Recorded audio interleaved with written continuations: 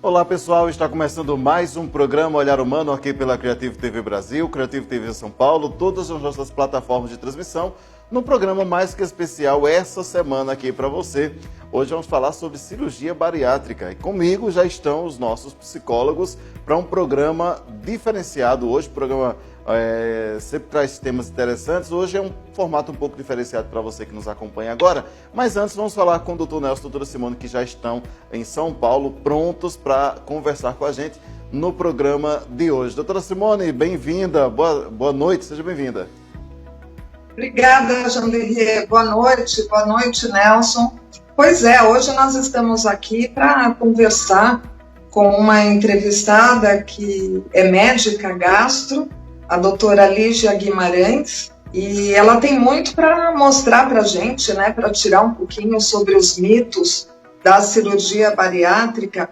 E hoje é o Nelson que vai estar fazendo aí esse papel sozinho de apresentador, né, Nelson? É verdade. Olá, amigos, tudo bem com vocês? Ela me incumbiu de fazer esse papel difícil aqui de apresentar. E foi legal porque, além da participação da doutora, tivemos 2 pacientes que também são pacientes da Simone e passaram pelo processo da cirurgia bariátrica, então eles vão falar a experiência deles do processo de recuperação. E dentro de um contexto psicológico também, a Simone falou um pouco sobre esse processo, de como funciona. Então a gente uniu a questão técnica, clínica da doutora Lígia com as questões psicológicas daí da Simone. Foi bem interessante porque hoje em dia a cirurgia bariátrica cresce muito, a Simone é experta no assunto aí, que ela trabalha nisso há bom tempo, e cada vez mais está crescendo isso como não só uma questão de estética, como qualidade de vida. Então, como tem muita gente que passou por isso ou vai passar por isso, acho que essa entrevista vai ser providencial para as pessoas até entenderem ou perderem a coragem de fazer a cirurgia. Vai ser bem legal. Muito bem. Então, vamos conferir então o material de hoje com essa entrevista super especial e que realmente vai fazer você ter uma visão diferenciada sobre a cirurgia bariátrica, algo que é tão buscado hoje em dia pelas pessoas. A gente volta para encerrar o programa logo após essa entrevista. Confere só no programa Olhar Humano, compartilha, comente, faça parte aqui do programa e faça parte aqui desse jeito diferenciado do Olhar Humano. Olá, amigos do programa Olhar Humano, tudo bem? Vocês podem estar vendo aqui, que hoje nós vamos fazer um outro programa, outra gravação. Vocês podem estar vendo aqui que estou eu e estou com a Simone. Tudo bem, Simone? Pessoal, boa noite, tudo bem? Que prazer estar aqui com vocês outra vez. Só que hoje a gente vai fazer uma coisa um tanto diferente. Apesar de nós sermos também apresentadores, só eu vou trabalhar de apresentador aqui. Pois é. A Simone vai passar pelo teste de ser entrevistada aqui novamente. E hoje nós vamos falar sobre cirurgia bariátrica. As causas, consequências físicas, psicológicas, sobre os efeitos, a questão da recuperação, de como funciona o processo de recuperação, as várias situações envolvendo a questão da cirurgia bariátrica. E hoje nós estamos aqui, nós vamos fazer uma gravação paralela depois, e hoje nós vamos começar aqui com a doutora Lígia Vaz, que ela é médica, trabalha com cirurgia bariátrica aqui no Hospital Edmundo Vasconcelos, em São Paulo, e ela vai estar falando um pouco sobre os aspectos clínicos e a Simone um pouco dos aspectos psicológicos, até em função, porque ela tem essa formação, essa especialização. Mas antes de mais nada, doutora, eu quero agradecer sua presença aqui, participar do programa com a gente. E fala pra gente, doutora, o seu trabalho com o processo de pacientes com cirurgia bariátrica, as causas, consequências, o que leva uma pessoa a procurar esse tipo de cirurgia? Então, a cirurgia bariátrica ela vem sendo feita desde 1987, esse modelo novo que a gente faz agora. Então, apesar de parecer alguma coisa recente, não é uma coisa recente, já vem há muitos anos. E ela é feita para pessoas obesas. Como assim? É aquele gordinho? Não, não é o gordinho. Tem que ter uma classificação para classificar se essa pessoa é obesa, se tem o sobrepeso, o grau da obesidade que ela tem. E a gente faz isso fazendo um índice que divide o peso pela altura ao quadrado. Então, dependendo do peso pela altura, ela vai se classificar em normal, que é o peso que ela deveria ter, o peso ideal, sobrepeso, obesidade grau 1, grau 2 e grau 3 até superobesidade. Então, de acordo com a classificação, ela será ou não candidata à cirurgia. Para ela ser candidata à cirurgia, além dela ter que ter obesidade grau 2 para cima, grau 2, 3, 4 ou 5, ela também tem que ter tentado antes um tratamento clínico. Não é, eu fiquei gordo ontem, vou correndo fazer a cirurgia. Não, porque às vezes você faz um tratamento e fica bom, emagrece, recupera seu peso e está tudo bem. Agora, aquela pessoa que tenta várias vezes, perde o peso e reganha e está com obesidade, essa tem indicação de fazer a cirurgia. Então, a cirurgia não é para qualquer um, é para quem tem uma doença, para lembrar bem que obesidade não é sem vergonhice, obesidade é uma doença genética, recidivante e progressiva, ela nunca mais vai voltar para trás. Quem tem obesidade, a tendência é sempre progredir. Faz a dieta, perde peso, reganha o peso. Então, é para essas pessoas que fica a cirurgia da obesidade, entendeu? Não é para qualquer pessoa. E aí, esta pessoa que já passou pelos tratamentos clínicos e continua obesa, terá que fazer várias avaliações antes da cirurgia. Não é chega também e vai ser operado. Então, terá que fazer avaliações com o clínico para ver a parte cardiológica, com o endocrinologista para ver se não tem nenhuma doença endocrinológica que esteja fazendo ela engordar. E fazer avaliação com o psicólogo, por quê? Porque além de ter o componente genético, existe um componente emocional na obesidade.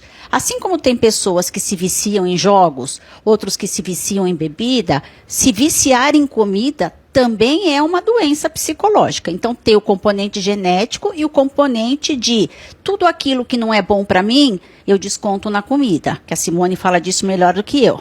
Então, não adianta fazer a cirurgia e depois não fazer um acompanhamento psicológico para, como eu, por exemplo, fui fumante. Eu parei de fumar. Eu sei que eu vou ser fumante a vida inteira, eu só não estou fumando nesse momento. É assim que a gente tem que encarar. Eu sou obeso. Eu tenho que me cuidar. Cuidar da minha mente, cuidar do meu corpo para eu não voltar, porque é doença recidiva. Então você percebe o seguinte, você que tem problema de obesidade mórbida, você que já está com problema de obesidade, presta muita atenção em tudo que a gente vai estar falando aqui, porque isso é um assunto muito sério, um assunto de saúde pública. Agora, doutora, o povo está comendo errado hoje em dia para chegar nesse grau de obesidade como está hoje, porque não é só no Brasil, é no mundo inteiro. Como é que está essa alimentação hoje das pessoas? Então, em vários países do mundo, no Brasil inclusive, nós deixamos de ser o país onde as crianças eram desnutridas e agora nós somos o país da obesidade. O índice de obesidade já no Brasil é maior do que o índice de desnutrição. Isso já mudou. E por que isso? Porque antes, aqui no Brasil, a gente comia arroz, feijão, verdura, e isso mudou. A gente passou a comer muitas frituras, muito fast food, aquela correria do dia a dia, em vez de eu sentar e fazer uma alimentação pausada naquele momento, eu vou lá e como uma coxinha, uma empadinha, que não sustenta, dali a pouco você vai estar com fome, e é extremamente calórico, vai fazer você engordar. Então, existe uma mudança do comportamento alimentar, sim. Infelizmente, né? Porque também a doutora falou essa questão de fast food e frituras, essa coisa toda. Por que o brasileiro está comendo tão mal? O ser humano está comendo tão mal? É por conta de trabalho, é por conta de correria, e sem contar esses vícios de estar vendo televisão e essas coisas no celular, comendo, porque é uma área também do cérebro que não está processando a alimentação, até onde eu sei disso. Né? Então, como é que os pacientes chegam para a senhora e como é que é essa avaliação? Você precisa fazer uma cirurgia bariátrica. A senhora colocou uma coisa interessante. Eu sei que eu sou obeso, eu sei que eu sou um tabagista. E para a pessoa conseguir mudar esse pensamento dela físico também, porque tem todo um trabalho que não deve ser fácil. Né? Então, como é que é esse trabalho para as pessoas iniciarem esse processo de emagrecimento? Elas já chegam conscientes de que elas precisam fazer o tratamento ou elas têm que, muitas delas começam o tratamento e sabotam também? Então, isso é um problema. Algumas já chegam conscientes, mas a maior parte não chega, porque não consegue, a gente não tem esse entendimento para a obesidade como teria para o álcool e para as outras dependências químicas. A gente acha que a obesidade, a gente tem um conceito errado, que é aquele indivíduo sem vergonha. Não é isso, é diferente disso. Ele tem uma tendência maior a engordar, ele não tem saciedade, então tudo isso terá que ser trabalhado, tanto no físico como mentalmente, porque senão, dali 5, 6 anos, começa a voltar aos velhos hábitos e começa a engordar novamente. Então, isso tem que ser trabalhado, espiritual, porque se trabalhar só o físico e não trabalhar a parte mental, também não vai ter bom resultado. Bom, então vamos entrar aqui na questão psicológica. Simone, como é que é a tua experiência nessa questão que você faz avaliação dos pacientes bariátricos para cirurgia bariátrica? O que você percebe no seu trabalho? Oi, pessoal. Na verdade, assim, a gente tem 2 momentos que são importantes, né? Nós temos a fase de avaliação, que é quando, por exemplo, a doutora Lígia manda o paciente, né, para mim, para fazer essa avaliação, para poder dar o laudo para o paciente. Só que aí, essa avaliação é uma parte. A outra parte é o quê? O acompanhamento psicológico deste paciente, que aí é a parte mais difícil, né, Lígia? Porque esses pacientes, muitas vezes, já por essa falta de consciência, ou achando que a cirurgia é o que vai realmente, assim, resolver todos os problemas deles, eles muitas vezes pegam o laudo e vão embora, né? O paciente que fica, é feito um trabalho totalmente fechado, né, cercado, tanto no pré-cirúrgico como no pós-cirúrgico. E aí que a gente acaba sentindo um sucesso maior da cirurgia, quando isso é feito, né? Eu até gostaria de aproveitar aqui o microfone para comentar e perguntar para a Lígia, né? Se você sente no consultório, quando eles chegam, tem uns que vêm já, né, dizendo, eu quero operar. Tem outros que não se assustam se você coloca, por exemplo, o IMC deles e essa indicação para cirurgia? Boa parte, quando a gente faz a conta e descobre que está com IMC de obesidade grau 3, se surpreende, fala, nossa, eu já estou assim... porque existe a visão como você se enxerga, né? É aquela coisa de quando você vai na psicóloga que você é criança, que você desenha a sua família. Tem gente que desenha aquele palitinho e tem gente que desenha bolinha. Por quê? Como você se enxerga, isso acontece. Então, às vezes, está se enxergando magro e quando chega lá e vê que está com um nível maior, fala, nossa, eu não imaginei que eu estava desse jeito. E aí também existe essa aceitação dessa parte aí, né? Porque é exatamente isso que eu quero colocar, Nelson, que às vezes o paciente vem para cá e fala que se assusta, né? Que ele tomou essa atitude de procurar o médico porque, de repente, ele tentou sentar numa cadeira de um cinema, de um teatro, e ele viu que ele não consegue. Aí ele leva um susto. Como assim eu não caibo nessa cadeira, né? Então, eu acho que eu preciso ver isso, né? Então, é um problema. Eu acho que essa parte psicológica, eu acredito que seja mais difícil, né? Porque a cirurgia... ela é feita naquele momento e com todo o sucesso, mas, sem dúvida, a recuperação do paciente, o cuidado e o comprometimento que ele tem com esse tratamento é que vai definir, na verdade, o sucesso dessa cirurgia, né? Isso é uma das coisas mais discutidas em todos os congressos internacionais, que os melhores resultados são para os pacientes que fazem o acompanhamento multidisciplinar. Então, continua passando com o médico, continua passando com a psicóloga, com o outro médico que precisa, com o nutricionista para orientar a dieta. Esses são os pacientes que vão bem para o resto da vida. Quando abandona qualquer um, sempre pode ter um reganho de peso, ou ter aí passei por uma situação muito estressante, então comi demais. A gente ouve isso no dia a dia, mas se a pessoa está acompanhando, não tem importância. Você passou por uma situação estressante, comeu demais, vamos retomar, não vamos deixar isso evoluir, né? É interessante isso, né? Eu tenho acompanhado até tem alguns reality shows que eu vejo na televisão, e a gente sabe que as pessoas chegam num grau absurdamente alto de obesidade, coisa de 200, 300 quilos, esses graus mais extremos. E a vida deles ficou muito limitada a ponto de ficar dependente dos outros. Agora, como é que é isso, doutora? Como é que é conversar com essas pessoas? Quer dizer, como é que é convencer essas pessoas de que elas têm que fazer a cirurgia? Porque uma coisa é elas saberem, também acho que tem o outro lado da coisa, né? Elas saberem que tem que fazer a cirurgia. Outra coisa é, como é que eu vou ficar? Será que eu vou conseguir mudar meus hábitos? Aí, lógico, entra a questão psicológica. Mas eu vejo por esses realities, né? Eu acho que aí você pode dizer melhor do que eu na sua rotina diária, de que quanto essas pessoas ainda querem sabotar esse tratamento. Porque parece que, de uma certa forma, elas têm um ganho com esse peso, né? E elas também têm aquela coisa mas eu vou ter que mudar tudo, como é que eu vou fazer isso? Então, assim, eu vejo, né? Eu acho que na sua rotina profissional é a mesma coisa, a Simone pode dizer também, que essas pessoas também, às vezes, resistem, por mais que saibam que precisam fazer essa cirurgia. Conta, assim, de repente, algum paciente, algum episódio que você já tenha passado por isso. Então, essa parte da pessoa fazer a família girar em torno dela é uma coisa difícil de se tratar. Normalmente, essa pessoa precisa do acompanhamento psicológico, porque ela consegue manipular a família em favor dela. E a partir do momento que ela emagreceu e passou a ser uma pessoa como eu, como você, ou como a família dela, ela deixou de ser de interesse da família como ela era antes.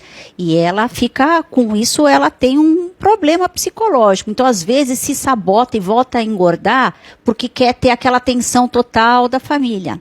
Se não fizer um acompanhamento psicológico, não tem solução isso. Só a cirurgia não resolve, não tem jeito.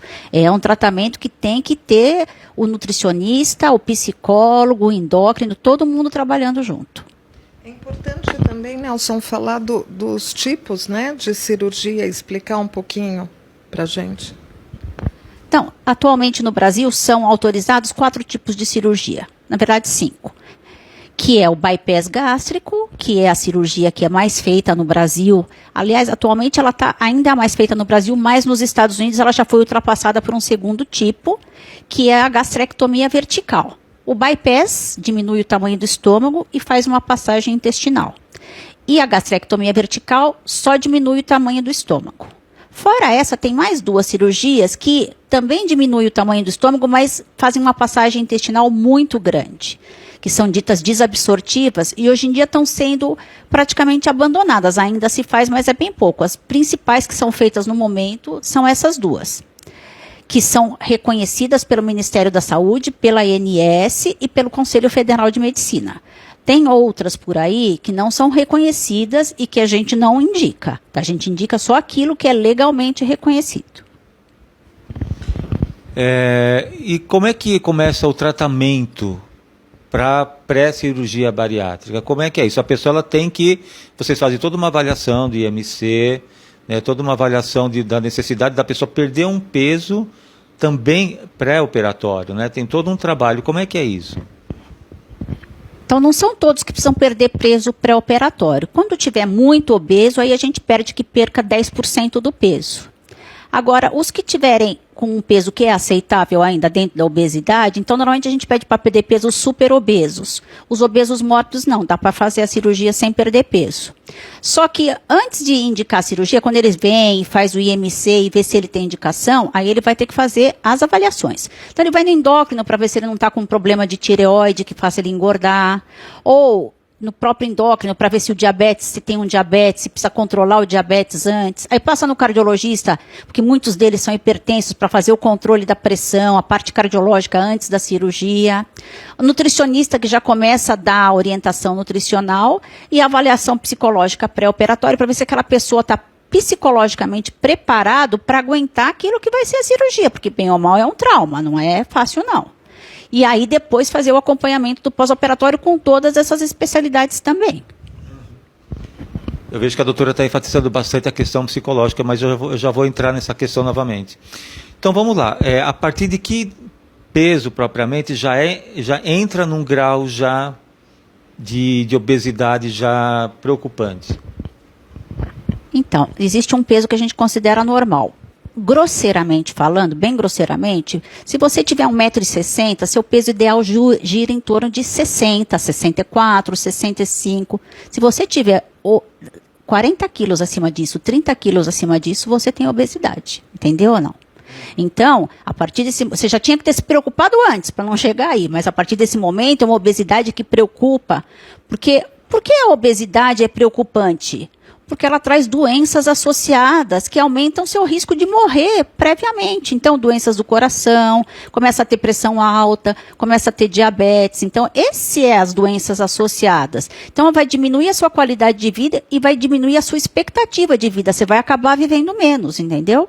Então, você viu que você está 20, então eu tenho 1,60 m, deveria estar pesando uns 65 quilos. Eu estou pesando 90, melhor você se preocupar, está na hora de procurar ajuda.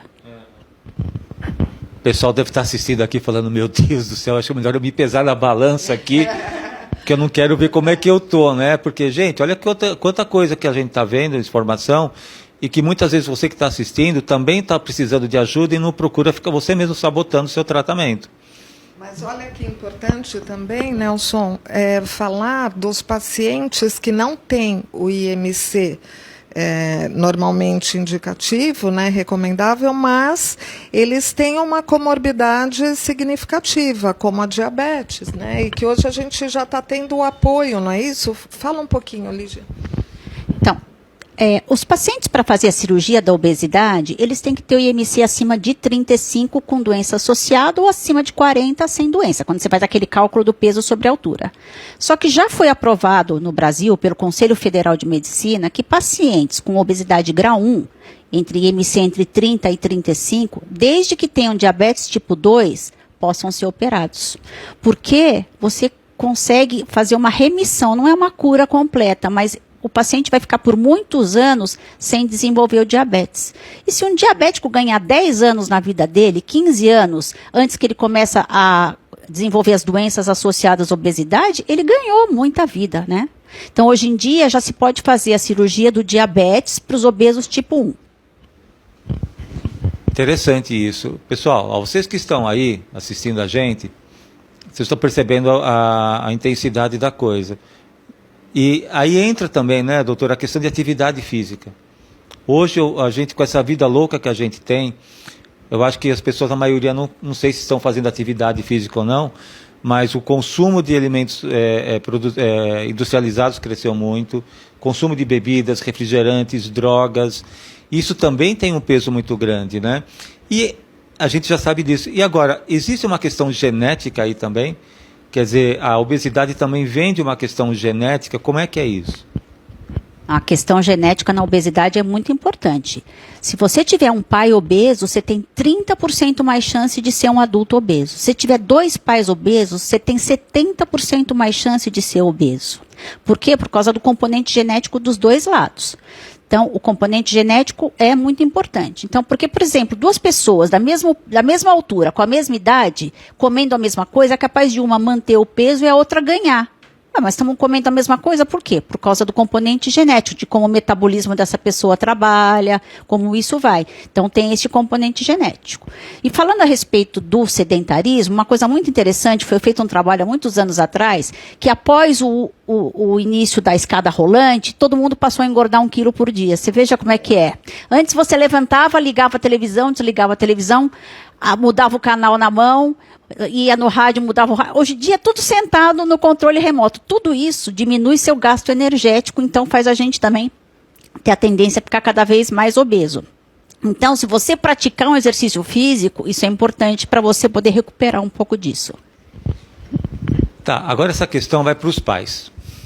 Para os pais que têm filhos que estão com problemas de obesidade. E está começando bem cedo essa questão na infância, né, doutora? A gente percebe muito isso. Então, com que idade que a doutora já pegou pacientes com obesidade já altamente grave? A partir de que idade infantil que a doutora já pegou? Olha, a gente já vê, às vezes, desde 13 anos de idade. Só que 13 anos de idade é uma idade muito difícil de você operar. A gente está autorizada a operar a partir dos 16 anos de idade, desde que já tenha fechado a hipófise óssea, que a gente fala, a criança já cresceu o que ela tinha para crescer, entendeu? E desde que o pediatra ou o clínico que trata da criança autorize a fazer isso. Então, a partir desse momento, a partir dos 16 anos, pelas leis brasileiras, você é autorizado a fazer a cirurgia. E pelas leis internacionais também, porque é meio um consenso internacional. Porque 13 anos, tá bom, se você vier aqui um menino de 13 anos com 1,90 m, provavelmente ele não vai crescer mais. Mas 13 anos ele ainda está em crescimento. Então a gente tem que ter certeza que fechou as hipóteses de crescimento para poder fazer a cirurgia. Agora vamos entrar um pouco na questão psicológica. Simone, como é que é a sua avaliação com esses pacientes? O que você percebe? Eles querem sabotar, eles também vêm com essa coisa de, será que eu preciso mesmo? Como é que é trabalhar a mente dessas pessoas? Olha, na verdade, eu já começo a perceber logo no início, né? Quando o paciente realmente resolve, né, e fala, não, eu quero fazer o acompanhamento, ou até quando ele diz, eu estou com medo da cirurgia e eu preciso de um tempo para preparar o meu emocional. Quando ele fala isso, eu fico tão feliz, porque, na verdade, nenhum deles estão preparados. Eles têm, sim, uma vontade, né, uma motivação, uma coisa muito, muito forte para operar. Mas o preparo é o dia a dia, né, Lígia? É você lidar com todos os desafios.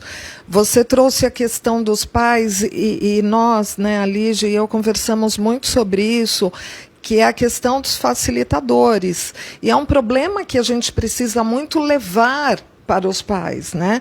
Porque as crianças, desde pequenas, elas vão comer o quê? O que é servido, o que é estimulado a elas. Então, elas, desde criança, já passam a comer errado, né? Então, aonde está aí o facilitador?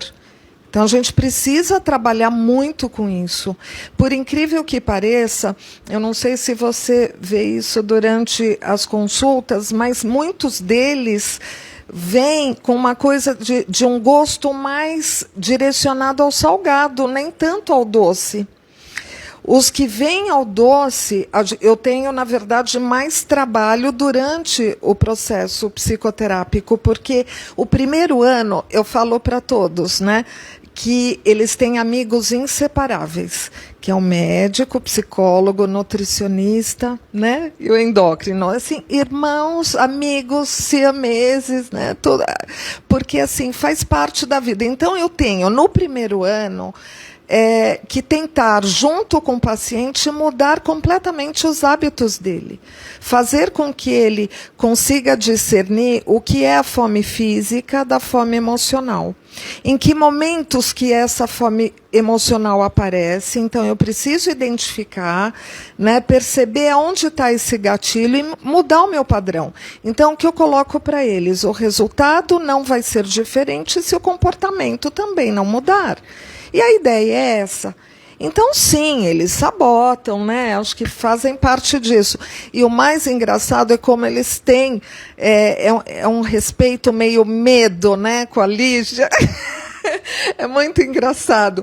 E como colocam isso como meta, né? Então, assim, não, eu tenho a doutora Lígia e eu preciso emagrecer. Eu preciso porque é tal dia. Então, nossa, a força que isso traz para eles é enorme. Ao mesmo tempo que eu não posso deixar de colocar aqui o agradecimento, como eu vejo, né? A forma como eles vem o cirurgião como alguém que está salvando a vida deles. Isso é muito bonito, é muito bacana, né? E em cima disso, eu faço um trabalho com eles também nessa questão da autoimagem, né? A Lígia, ela tem um papel muito importante também no pós-cirúrgico, que não é só de pesar, né? Mas é incrível como ela tem o momento que ela é dura, que ela precisa ser dura e direta, né? Você fala, você está devendo isso para mim, né? Ou então ela fala, parabéns, né? Poxa, eu nem esperava, mas olha, parabéns. E ela incentiva. E eles vêm com uma coisa muito forte aqui, muito intensa, com uma alegria, assim, de, nossa, a doutora Lígia me elogiou, e eu consegui. Então, é muito bacana. E eu vejo o quanto que é importante a gente ter essa relação, porque eles sentem uma segurança muito grande, né, Lígia? É um comprometimento, não só meu, como deles. Eu quero que eles também se comprometam comigo, entendeu? Porque não é só o que eu fiz, é o que eles fazem também, né? Me comprometer a fazer a dieta, o dia que eu tô com fome, mas eu vou controlar um pouquinho, entendeu? Tentar atingir minha meta, isso tudo é importante também para a própria autoestima. Não é só a cirurgia que fez tudo isso, não, eu ajudei, não foi só a cirurgia, eu participei disso também. Eu acho que ainda entrando nessa questão dos pais, eu acho que aí também vai um toque, né? O uso do celular para fazer as crianças comerem, isso também contribui bastante, né, doutora? Claro que contribui, né? Porque uma das coisas que a gente aprende na vida quando você vai fazer um regime, não sente na frente da televisão e coma vendo televisão, porque aquilo distrai, você não enxergou a quantidade que você comeu. Então, se tiverem posto um pratão, você comeu tudo aquilo e não percebeu que você está olhando na televisão. Agora a televisão virou o celular, é a mesma coisa. Vai comendo enquanto você está prestando atenção no celular, e isso vira um hábito. Porque é muito bom quando aquela criança que não come, que você conseguiu fazer ela comer alguma coisa, mas depois ela se habitua desse jeito, ela nunca mais enxerga o que ela come. É importante a gente enxergar o que a gente come. Que aí você fala, nossa, eu comi esse pratão todo? Entendeu? Isso é importante também.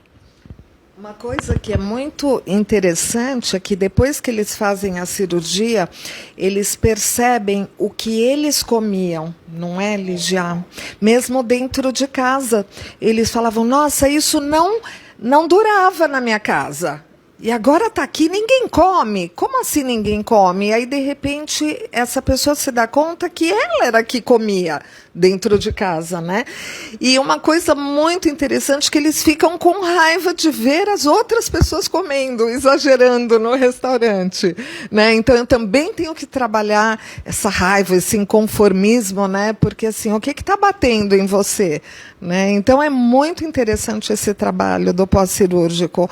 Hoje nós trouxemos aqui 2 pessoas que fizeram a cirurgia para contar para a gente um pouquinho, né, sobre esse pós-cirúrgico. Eles estão há pouco tempo, né? Então não foi possível trazer outras pessoas, mas eu acho que é muito importante falar, né, desse sentimento, dessa dificuldade que é para eles. O dia a dia é um grande desafio, né? E é isso que a gente vai fazer agora. Nós vamos dar um break agora aqui, gente, mas para mim ficou interessante o seguinte, o mais importante de tudo isso, em primeiro lugar, acho que é a quebra de hábitos, né, doutora? Além da conscientização, a quebra de hábitos, mudanças de hábitos, para mudança de uma mentalidade, de um mindset, para poder atingir o sucesso daquilo que você quer. Porque eu acho que, como ela falou logo no começo, é mudar a mentalidade, né? Eu sei que eu posso emagrecer e voltar a ser gordo. A cirurgia também, existe também, na verdade, aquelas pessoas que mesmo com cirurgia, acabam também se sabotando e voltando às vezes a ganhar um peso muito maior, que é aí que entra a questão psicológica.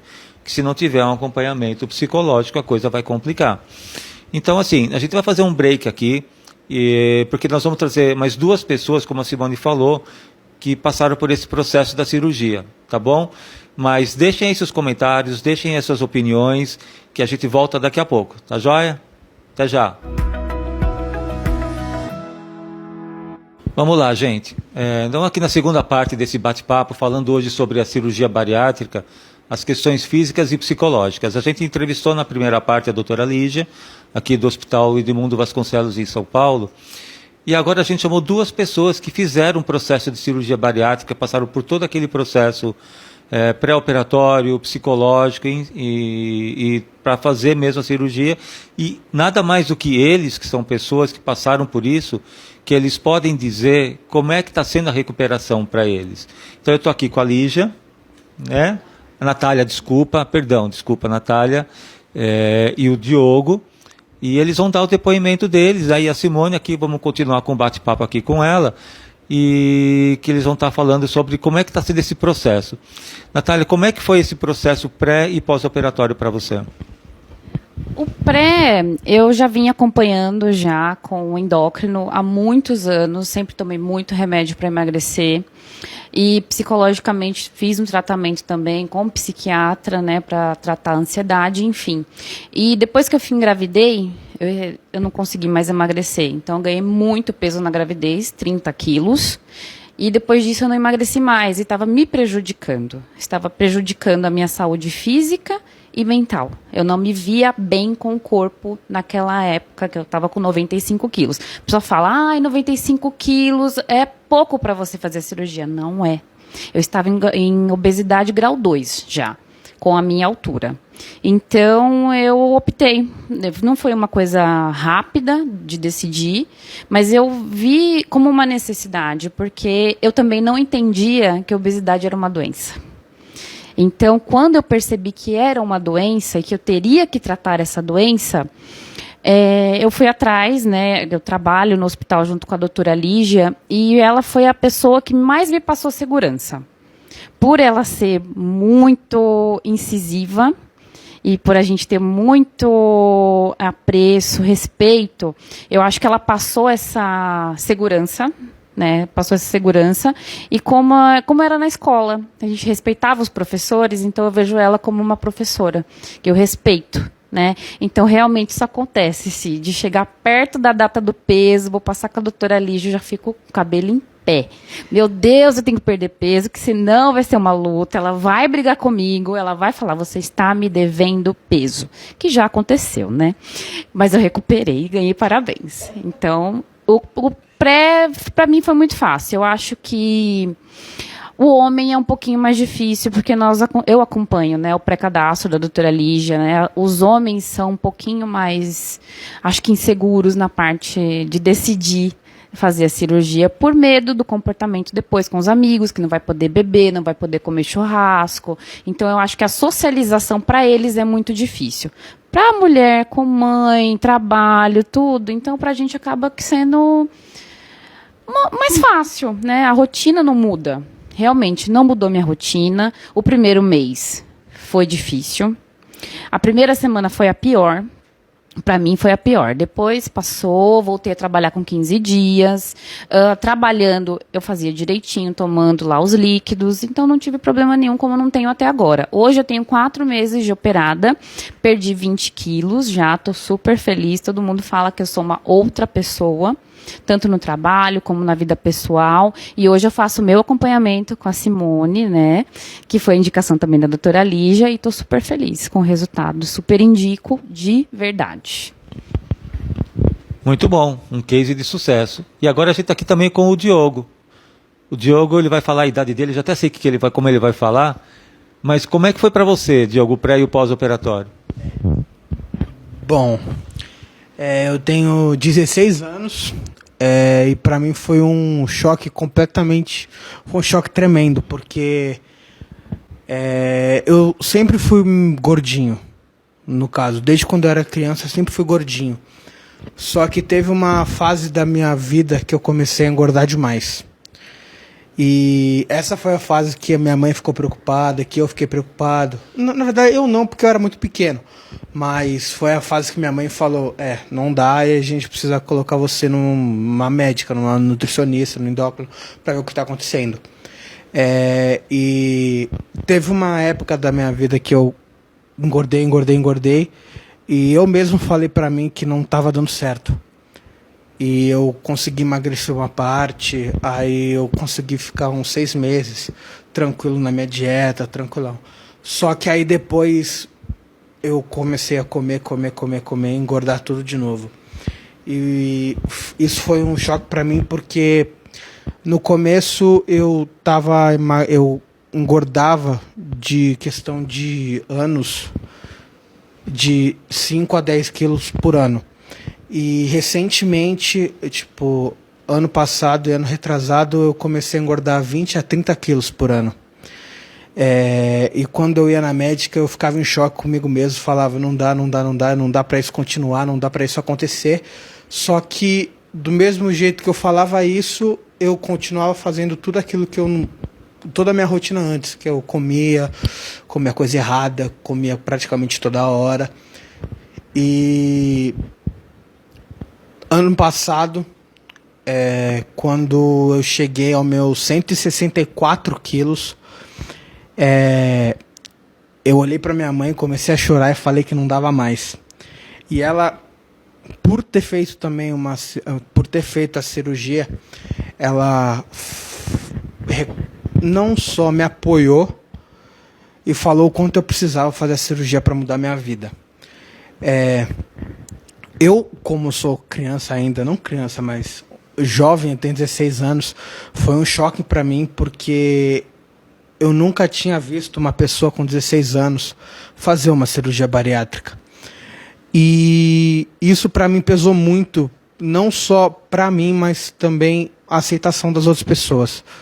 Porque como eu já não via isso como uma coisa legal de se fazer, eu pensava, como as outras pessoas vão ver isso de mim?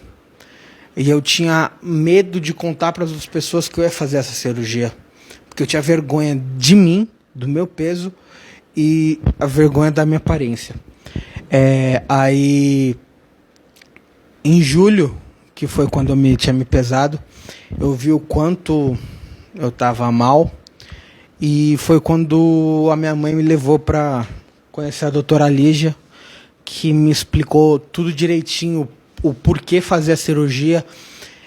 Eu estava numa situação que eu já estava na obesidade grau 4, que meu IMC, eu lembro de ficar muito chocado, porque eu pensei que eu estava na obesidade grau 2.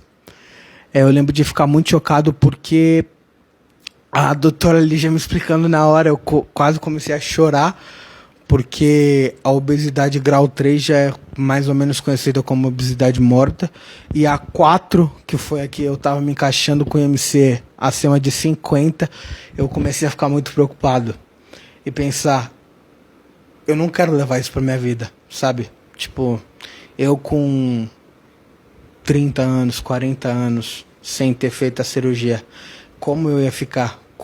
Como ia ser o meu futuro? Entendeu? Então, teoricamente, eu ia entrar na minha fase adulta com já 170 quilos, que foi quando eu operei, eu estava com 170 quilos. E ia ser mais difícil para mim, no caso. Porque você entrar numa fase adulta já com uma quantidade de peso muito acima da média e muito acima do seu porte, quanto você aguenta, é difícil. Então, eu comecei a passar com a psicóloga, eu comecei a passar com a Simone, e comecei a ir na doutora Lígia e a gente começou a conversar, ficar conversando o quanto isso vai ser gratificante para mim quando eu for maior.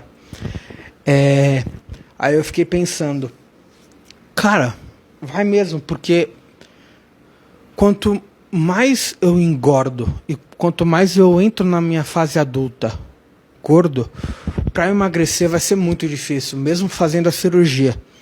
Porque se eu entrar na minha fase adulta, vai ter a faculdade, vai ter o trabalho, e eu, como agora sou jovem, eu consigo fazer completamente tudo, porque a minha única obrigação agora é estudar.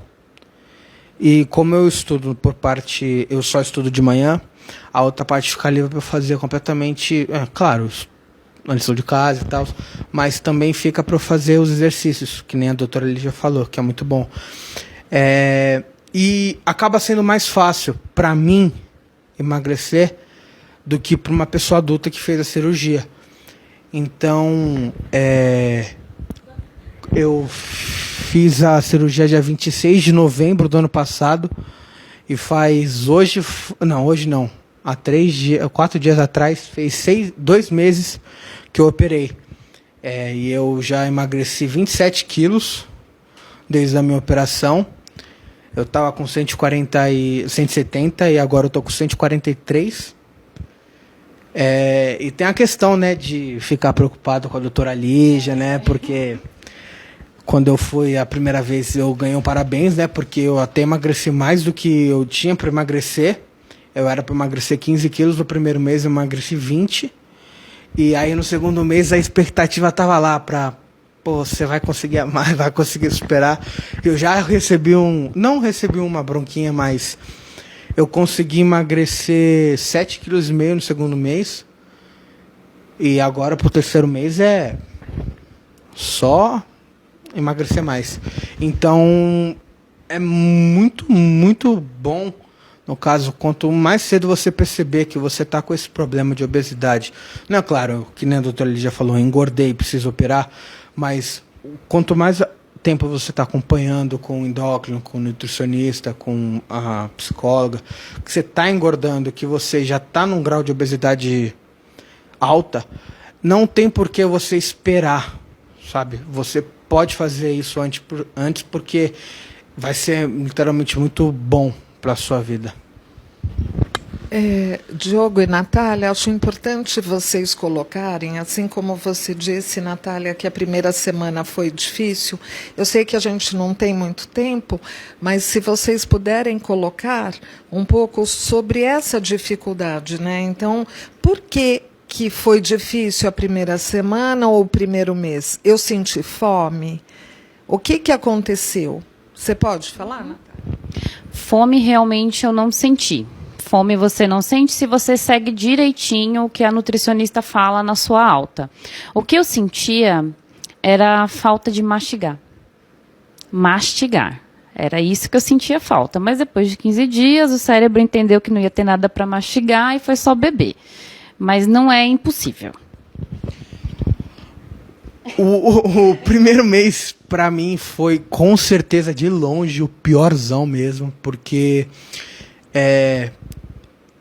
a minha mãe queria me empurrar caldo, queria me empurrar caldo de carne, caldo de feijão, e eu não conseguia tomar de jeito nenhum. Eu ficava com ânsia, na hora que eu engolia eu quase gorfava, então foi um problema bem sério para mim os primeiros meses. Fome eu não sentia nenhuma também, por a questão de beber, eu bebia bem pouco mesmo. A fome, no caso, teoricamente desapareceu, né? Porque... Se você puder contar um pouquinho o episódio, né? Tem um... Foi no dia seguinte que você foi para casa, que nós nos falamos por telefone, do hambúrguer, da hamburgueria. Teve um dia que eu tava falando com meus amigos, como eu tô de férias, né? Eu fiquei jogando videogame o dia inteiro e tava a questão da Black Friday. A Black Friday no McDonald's, no Burger King, sei lá quantos hambúrgueres por R$15. E eles falando isso pra mim e eu ouvindo e falando, poxa, que saudade, né? Que vontade, que saudade de comer aquilo. Porque, querendo ou não, é uma coisa gostosa, sabe? Comer um hambúrguer de vez em quando é uma coisa gostosa. E ouvindo eles falando, nossa, eu fui no McDonald's, comi sei lá quantos hambúrgueres. E eu, recém-operado, não podendo comer nada, só no líquido, lembrando daquilo que eu tinha comido, para mim foi muito difícil, mas não porque eu estava com fome, mas a vontade de comer aquilo era muito grande, muito grande. E teve outro caso que eu estava agora recentemente, que agora eu já posso comer algumas coisinhas. Eu estava na casa da minha amiga e eu estava comendo uma esfirra. E enquanto eu estava comendo, tinha um amigo do meu lado e ele pergunta, e eu estava na minha primeira ainda, né? Porque eu não consigo comer grande quantidade, e ele já estava na 7ª. E ele perguntando, mas Diogo, você não sente fome, não? Você não sente... Você tá satisfeito assim? E eu quase cheiaço, quase entupido, falei, não, cara, porque uma coisa como completo tirou 70% do meu estômago, o espaço que tem lá já estava completamente cheio, já estava satisfeitaço.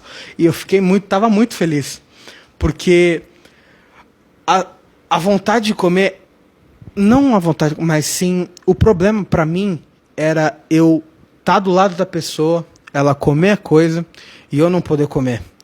Porque eu sentia, não sei, eu lembrava do gosto, sabe? E a vontade de comer aquilo era muito grande, muito grande. E agora, eu fiquei muito feliz porque eu falei, cara, eu não preciso. Eu já comi, eu comi a mesma coisa que você, comi uma quantidade que me satisfez e eu não tô mais com fome. Então, eu não comia que nem antes, que eu comia, falava, eu comia. Agora eu consigo ver o quanto eu comia antes e o quanto eu tô comendo agora. Porque mesmo eu tendo que comer uma baixa quantidade de comida, eu falo, cara, eu comi a mesma coisa que você, eu não preciso, sabe? Eu fico pensando aqui, me veio uma seguinte questão, que a gente também não tem um tempo aqui. Natália, como é que melhorou tua autoestima nisso? Como é que estava antes e como que melhorou depois desse processo? Como sou mãe recente, né, meu filho tem 2 anos, eu sempre fui muito vaidosa. E isso que eu percebi, a minha mãe percebeu primeiro. Né? Ela, filha, você não está se arrumando mais, você não quer sair mais, né? Você só vai para o trabalho e volta para casa. Eu falava, mãe, eu não tenho interesse. Eu não tenho vontade de ir para algum lugar, sendo que eu não quero me arrumar. Então, eu acabava me privando, né, por estar gorda. Eu não queria falar da parte estética, porque isso bateu muito, né, as pessoas acabaram me julgando pela parte estética. Mas não, pela parte estética, me desenvolveu uma depressão muito grande. Eu me vi querendo morrer. Eu me vi nessa situação. Então, no momento que eu falei, não, eu não posso morrer. Eu não quero morrer, eu tenho 30 anos, pelo amor de Deus. Então, vamos ver o que dá pra gente resolver. Então, hoje, como ele está com 2 meses de cirurgia, olha a diferença. Ele está com 2 meses de cirurgia, ele perdeu 27 quilos. Essa é uma grande diferença entre os graus de obesidade. A gente perde diferente. Como eu também estava na obesidade grau 2, ele estava na 4, estava na 2. Então, quanto menos você tem de peso, menos você acaba perdendo. Então, esses 20 quilos, hoje, para mim, faz diferença. Tanto que eu não sei se faz tanta diferença para você hoje. Ainda não. Ainda não, né? Vai fazer. Então, isso fez uma diferença muito grande. Hoje, eu não preciso de remédio. Hoje eu faço acompanhamento com a Simone. Hoje eu tento recuperar alguns hábitos. Hoje eu tenho vontade de ir para o shopping, passear num parque. Tenho vontade de me arrumar. Então, assim, para mim a autoestima foi maravilhoso. A mesma pergunta vai para você. Como é que é essa questão da autoestima aí para você? Então, eu acho que como eu sou ainda muito jovem, e geralmente jovem não liga muito pra aparência, só quer saber de jogar, fazer qualquer coisa, sabe? Mas quando eu me via naquela situação de estar muito gordo, de estar obeso, e agora me ver nessa situação, pra mim é muito gratificante. Eu fiquei muito feliz, porque quando eu tava com 170 quilos, essa blusa já não servia mais em mim, tinha shorts que não servia mais em mim, e recentemente eu abri todo o meu armário e comecei a ver as blusas velhas minhas que não cabiam em mim, agora está mais ou menos que larga em mim. E isso eu fiquei muito feliz. Quando eu estava experimentando as roupas, o sorriso na minha cara, minha mãe veio falar para mim, Diogo, agora você tem roupa. E tem uma situação de que você usa sempre as mesmas roupas, que só porque são confortáveis, que são largas, que você se sente bem naquela situação, é muito ruim. Agora, você está experimentando roupa nova. Eu tenho muita roupa nova no meu armário que eu não vestia de jeito nenhum, porque não cabia. Ou ficava muito justa. E não é legal você, jovem agora, quando você vai sair com seus amigos e tal, ir para uma festa, ir para casa de um amigo, você ir com uma roupa muito justa e tal. E agora eu posso ir, porque eu tenho roupa de sobra, teoricamente, sabe? Então, isso é uma parte que eu fiquei muito, muito feliz. Uma coisa que eu também quero falar, que eu acho importante, é porque esse sentimento que vocês trazem também muitas vezes de fracasso antes da cirurgia, né? Então, assim, eu falhei, por que eu vou ter que passar por isso, né? E aí, como vocês comentaram, essa coisa de não falar para os outros, né? Eu gostaria de colocar como é importante ter as pessoas, não só os profissionais ao redor, mas os amigos, os familiares. É muito importante nesse processo que ajudam, né? Porque eu percebo, inclusive, que quando a família não colabora, eles acabam boicotando o tratamento do paciente, né? Por isso que eu gosto muito de trazer a família para o consultório, onde eu faço a orientação, seja com o marido, com a esposa, com os filhos, que também se assustam e perguntam, né? Será que meu pai está com depressão? Por que minha mãe não quer mais tirar fotos? E aí eu tenho uma historinha aqui rápida, mas bacana do Diogo, que eu me senti muito feliz, né? Porque durante meses, eu digo isso porque a Natália, eu acabei não fazendo a avaliação dela, né? E eu estou atendendo agora só no pós-cirurgia, mas o Diogo eu já estou atendendo antes, e para ele era muito difícil falar para os amigos que ele ia operar. Ele estava muito resistente a isso. E no final eu nem sabia, para mim foi um susto até, uma surpresa quando eu soube que ele contou para os amigos. Então eu gostaria que você falasse dessa experiência para que outras pessoas escutem, e você, Natália, se tiver alguma coisa nesse sentido, poder passar para as pessoas. No começo eu estava com muito medo de contar para todo mundo, e por isso a minha decisão era não contar, porque eu me sentia envergonhado. Eu me sentia envergonhado por fazer essa cirurgia tão jovem. E se eu me sentia tão envergonhado, imagina as outras pessoas que estão à minha volta, o que elas iam achar. E um dia antes de fazer a minha cirurgia, na verdade foi o último dia de prova, eu chamei todo mundo no cantinho e abri o jogo, que eu estava pesando 170 quilos e que eu ia fazer a cirurgia dia 26. Naquele momento eu comecei a chorar de alegria e de alívio, porque era uma coisa que estava me machucando por dentro, e que eu acho que com as pessoas que estão à sua volta, se você não for verdadeiro com elas, porque elas estão à sua volta, sabe? E quando eu estava lá deitado na maca pós-cirurgia, e ver eles entrando para ver como eu estava, ver como eu tinha ficado, eu tinha ficado muito feliz. E isso foi graças a Si, que me ajudou bastante com essa questão de autoestima, de poder contar para as outras pessoas, poder contar para as pessoas que eu confio, porque ia ser muito difícil no caso. Imagina, eu estar lá, deitado, e ninguém ter vindo, sabe? Então, muito obrigado. Comigo já foi o contrário. Eu fiz e tenho muito orgulho, sempre tive muito orgulho de falar. E para quem for, fez a cirurgia, fiz. O que você fez para emagrecer? Fiz cirurgia bariátrica. Para mim é um orgulho, eu acho que por ter um entendimento maior, né? É algo que me orgulho, me deu muita força. Hoje eu não sou aquela pessoa tímida, acanhada, hoje não. Hoje eu sei que eu enfrentei uma cirurgia bariátrica, e que é um processo muito difícil, todo mundo tem que ter isso na cabeça, mas é algo que me fortaleceu muito, muito mesmo.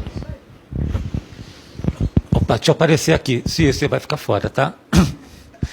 É muito legal, gente, esses depoimentos de quem passou pela cirurgia, de quem pode falar todo o processo de recuperação pré e pós-operatório, né? Como que funciona tudo isso. E eu quero que você, Natália e Diogo, rapidamente, queria que vocês passassem uma breve mensagem para essas pessoas que querem fazer a cirurgia. Como que vocês podem motivar essas pessoas a fazer a cirurgia? Se olhe no espelho, se goste. Se você não se gosta, vai atrás, corre. Se você está triste, veja primeiro com o psicólogo, que eu pulei essa etapa. Mas hoje em dia eu acompanho. Então, se você não está feliz, vai atrás. Não tenha vergonha, não tenha medo, não se sinta julgado. Ninguém tem o poder de julgar ninguém. Então vá, corra atrás do seu sonho, do que você deseja. É isso que eu falo. Se você não está feliz com você mesmo, eu acho que esse é um momento de você parar para pensar e parar e pensar, tem alguma coisa de errado. E se tem alguma coisa de errado, corre para consertar, né? Porque tem tempo.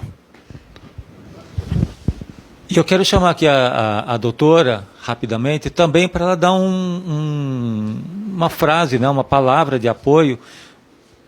Como as pessoas, como é que ela estimula as pessoas a virem procurar essa ajuda, tanto médica quanto psicológica, que depois a Simone vai falar também. Então, quando eu ouço eles falarem, eu tenho um orgulho, e eu acho que isso que eu sinto de ver o comprometimento deles, o que eu ajudei eles a conseguirem, porque não fui eu que consegui, foram eles que conseguiram com a minha ajuda, isso faz com que eu, quando falo com os pacientes que vêm, eu mostro essa verdade, que eu acredito que a cirurgia é um tratamento. Pode ser que daqui 10 anos não seja mais, descubra uma pílula nova e não seja mais isso. Ótimo, melhor ainda, entendeu? Mas eu mostrar que eu me importo, porque eu me importo muito, eu adoro ouvir esses depoimentos dele. Fico até emocionada, quero agradecer eles de exporem aqui a vida deles, porque não é fácil. E falar que é exatamente isso que ele falou. Porque não é só a sua autoestima também. Se você não está feliz, a autoestima está ruim. Mas você está com doença, está com diabetes, está com pressão alta. E você pode melhorar isso, ter uma qualidade de vida, não só da estética ou da visão corporal, como das doenças. É melhor a gente procurar para tudo. Não é só a obesidade. Todas as doenças você não tem que tratar. Obesidade é uma doença e tem que ser tratada. Bom, eu gostaria de encerrar dizendo que, primeiro, o quanto eu me sinto feliz de fazer parte, né, dessa equipe toda, né? Não só agradecendo vocês também por tudo, né, mas primeiro pela confiança, né, que eu tenho da doutora Lígia, de trabalhar tantos anos com ela, né, e sei que ela confia e tem todo o amor e preocupação por esses pacientes, e me colocar ao lado dela para estar, né, nessa batalha com eles. Eu acho isso muito bacana e fico muito feliz de poder participar. Segundo, poder ver, né, essas pessoas tão maravilhosas podendo se olhar no espelho novamente, né, se amando, né, e voltando a vida de uma forma diferente. E isso não tem preço, né, Lígia? Não tem preço. É mais ou menos isso. Bom, apareci aqui de novo. Então é isso, gente. Para mim foi um aprendizado muito grande, foi muito interessante ouvir esses depoimentos. Eu não só quero agradecer, mas parabenizar a todo mundo que esteve aqui. Natália, pode até aparecer aqui, se você quiser ficar meio abaixadinha aqui também, né? E agradecer a coragem de vocês, o depoimento de vocês, e ter enfrentado aqui a câmera, que está indo para milhões de pessoas aqui no mundo inteiro, e que isso encoraje vocês a buscar ajuda. Não tenham receio. Por mais difícil que seja, é melhor vocês se submeterem a um tratamento que vai trazer um resultado positivo para vocês, do que vocês prejudicarem a própria saúde. Ok? Para mim ficou um grande aprendizado. Muito grato a todos vocês. Que sirva de lição a todos. E mande seus depoimentos, seus comentários, que a gente vai estar recebendo com carinho. Grande abraço. Fiquem com Deus. Até a próxima. Bom, e esse foi o nosso conteúdo de hoje, o nosso material de hoje. Antes de a gente encerrar o programa, claro, nós sempre trazemos uma conversa rápida aqui com o Dr. Nelson e a doutora Simone sobre o tema abordado no dia. Salientando esse detalhe de que a procura tem se tornado tem aumentado ao longo dos anos em relação à cirurgia bariátrica por pessoas que sofrem de algum tipo de obesidade. Mas, doutora Simone, eu queria saber também se existe também a gente falou até um tempo num dos programas do ano passado sobre a questão do padrãozinho, da estética, da sociedade que pede um corpo bonito para se exibir, para se mostrar, não é? E algumas pessoas podem querer fazer a cirurgia bariátrica por impulso, tendo em vista esse detalhe ou não? Ou sim, as pessoas procuram porque é indicado mesmo, a pessoa sofre de algum tipo de obesidade, algumas outras não, né? Outras é só questão estética mesmo. Eu preciso emagrecer e a bariátrica vai emagrecer rapidinho. O que não é bem assim, né? Exatamente. Na verdade, assim, não tem como uma pessoa apenas com sobrepeso, que se acha feia e gordinha, querer fazer, por exemplo, a cirurgia bariátrica, porque realmente não tem indicação nenhuma. Uhum. O que a gente tem, Jalerê, que é assustador, são pessoas que estão, sim, acima do peso, mas elas não têm o IMC necessário para passar pela cirurgia. E aí o que acontece? Elas poderiam emagrecer, mas elas preferem engordar para poder passar pela cirurgia. Então, olha que coisa. Elas chegam a engordar até 20 quilos para poder passar pela cirurgia, achando que realmente é mais fácil engordar do que emagrecer. Então, a gente tem, sim, muitos médicos hoje em dia que fazem, até, eu acho que bastante complicado, né? Então, que as pessoas escolham muito bem os profissionais, porque apesar de ser uma cirurgia hoje comum, aqueles que trabalham com isso, né, diariamente, mas é sim uma cirurgia delicada, arriscada, e realmente só com profissionais extremamente especializados é que é mais seguro. Mas, sem dúvida, eu acho que essa questão estética não tem como você tirar, e eu falo sobre isso muito para as pessoas, para os pacientes. Essa coisa da autoestima, ela é necessária, né? Mas é a questão do peso. Quem vai mais por estética mesmo é aquele que paga particular e que sabe que pelo convênio ele não será aprovado em função do IMC, tá? É mais em relação a isso. Não sei se você entende o que eu quero dizer, essa diferença. Sim, deu para entender muito bem. E principalmente, doutor Nelson, isso a gente poderia colocar até como um ato de desespero, né? Não, na verdade, acho que é aquela coisa do que ela falou, eu entendo por um lado, às vezes até como um culto ao corpo, porque que você tem que pagar e que não é uma cirurgia barata, é um alto custo isso. Sim. E acaba sendo até doentio você engordar para você emagrecer. É meio louco isso, né? Demais. Mas, então a pessoa, ela tem que pagar. Na verdade, existem tantos métodos, né, que a pessoa ela pode, talvez, não sei, a Simone é bem mais especialista do que eu, mas o pouco que eu conheço. Existem vários recursos que as pessoas podem utilizar para poder emagrecer e necessariamente não precisar de uma bariátrica, né? Enfim, até porque é uma cirurgia invasiva, é uma cirurgia com uma recuperação, o primeiro mês de recuperação ele é meio lento, é bem limitado, e não é todo mundo que suporta passar pela dor no começo, porque é dolorido, né? Tem toda uma restrição, enfim, mas é que tem gente para tudo, né? Então, é por isso que tem tanta gente que vai parar nos consultórios nessas questões. E aí a gente tem que enfatizar também o seguinte, eu acho que aí entra um contexto da compulsão, né? Porque você descondicionar um pensamento de uma compulsão não é uma coisa tão simples. Essa semana mesmo eu comecei a atender uma paciente e ela vai passar pelo processo da bariátrica, mas ela tem alto grau de compulsão alimentar, principalmente com doce. Então, como é que vai descondicionar isso, você provocando uma cirurgia, se a pessoa não tiver com a cabeça preparada para enfrentar essa mudança, essa readaptação de vida? Então, mas agora sim, aqueles que têm sucesso, o resultado é bem interessante, é bem legal, mas a pessoa tem que estar muito bem preparada para fazer isso. Por isso tem todo um trabalho pré-operatório na parte psicológica e clínica, e a obrigação de se fazer o pós-operatório também, né, no contexto psicológico.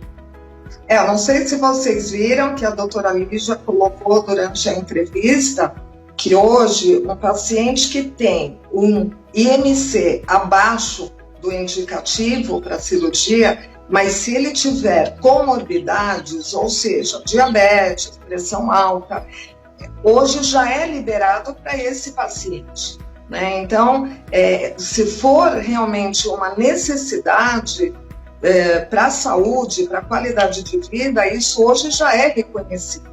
A questão é que realmente a gente tem pessoas que sentem muita dificuldade de emagrecer, né? Então ela vai e paga, ou então ela faz a cirurgia e foge da terapia e acha que vai dar conta sozinha, né? Então é uma luta constante, mas a gente não perde as esperanças, né, de estar ali fazendo um trabalho, né, com aqueles pelo menos que entendem o compromisso, a seriedade dessa cirurgia, desse processo e a importância de se quebrar o padrão, ou pelo menos mudar um pouco essa compulsão para alguma outra coisa que não seja tão prejudicial, porque a compulsão não tem cura, né? Mas sim o controle. Então a gente vai tentando, o objetivo é esse. Realmente, maravilha. Muito interessante mesmo esse tema. E a você que está aí com a gente, se quiser ver novamente essa entrevista está disponível no canal do YouTube da Creative TV Brasil. Também tem aqui no Facebook para você ver e rever quantas vezes quiser. Também no Facebook da Creative TV Brasil, no Creative TV São Paulo, para você poder ver quantas vezes quiser. E aí tem aí esse conteúdo que é super especial, principalmente a você que está aí pensando, se você recebeu alguma indicação em relação a isso, se você está pensando em fazer algum tipo de cirurgia, uma cirurgia bariátrica, por exemplo, para saber como é a questão de adaptação. Uma vida nova vai surgir, porém é uma vida que requer também um acompanhamento, que requer força de vontade também, principalmente a questão dos cuidados para que não haja nenhum tipo de problema, né, no pós-operatório e tudo mais. Bom, doutora Simone, eu vou agradecer demais a sua participação, doutor Nelson também aqui no programa Olhar Humano desta segunda-feira. Voltamos no pós-carnaval. Bom carnaval, feriado para os dois. Doutora Simone, vai aproveitar um bocado, né? Ah, sim, aproveitar com a família, sem dúvida. Mas é isso aí, que você aproveite também, viu, Janderli? Bastante o seu carnaval, Nelson, né? Na verdade, vamos aproveitar para descansar um pouquinho, mas estaremos aí no próximo, né, programa com outros assuntos, outros temas que tenho certeza que serão muito importantes e úteis para vocês. Peço que participem, que compartilhem a nossa entrevista, que ajudem, né, que possam ajudar pessoas que estejam hoje precisando passar por esse procedimento. Um grande beijo a todos e até o nosso próximo programa. Doutor Nelson. Bom, vamos lá. Bom carnaval para vocês também. Juízo, galera, né? Porque nessa época aí o pessoal também extrapola bastante. Eu vou ficar no bloco de casa aqui mesmo, estudando, ficando com a família e aproveitando, porque depois aí a maratona de trabalho é muito forte. Aproveitem o programa, tenho certeza que vocês vão tirar bastante conclusões interessantes. Até a próxima. Muito bem. E a você, bom feriado, bom descanso, boa folia para quem vai foliar, bom trabalho para quem for trabalhar e bom descanso para quem for descansar. Nós voltamos após o carnaval com mais um programa Olhar Humano aqui pela Creative TV São Paulo, Creative TV Brasil e todas as nossas plataformas de transmissão. Tchau, pessoal.